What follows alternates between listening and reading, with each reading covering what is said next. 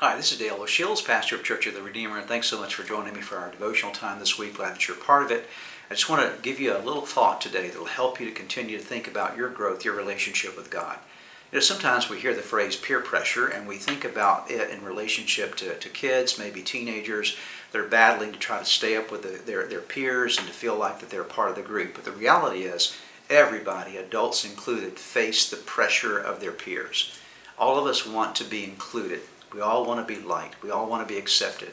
And there's something about peer pressure that really I think has to do with two things. It's being liked and being accepted. That's the main thing, that you feel like that you're liked and that you're accepted by the group, that you're just like everybody else. There's a time in Israel's history when they battled with peer pressure and it really got them into trouble. It's a story of them moving from the time of theocracy, where God was ruling over them, to the time of monarchy, where the first king of Israel was appointed. Let me read you the story in 1 Samuel chapter 8, verses 4 and 5. So all the elders of Israel gathered together and came to Samuel.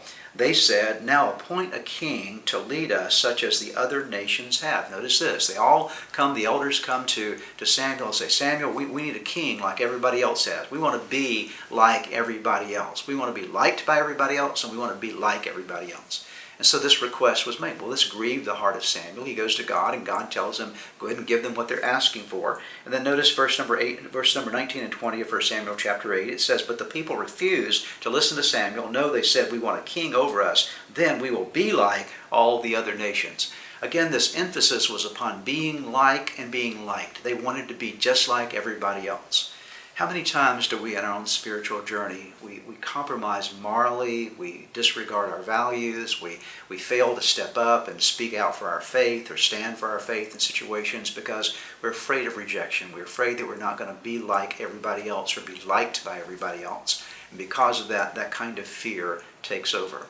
That's not a word of condemnation to anybody today. It's just a word of reminder of the fact that, the most important one that we can please is not the crowd around us, but the most important person to please is God. To be able to step up and say, "God, I'm not so concerned about being like or being liked by everybody around me, but at the end of the day, I want to make sure that I am like you and that I am pleasing you in all that I do." Can I encourage you? Be bold. Be strong. Make sure that the number one goal of your life is to please God, not to please people, but to please God. When you do that, I promise you, your life will go better.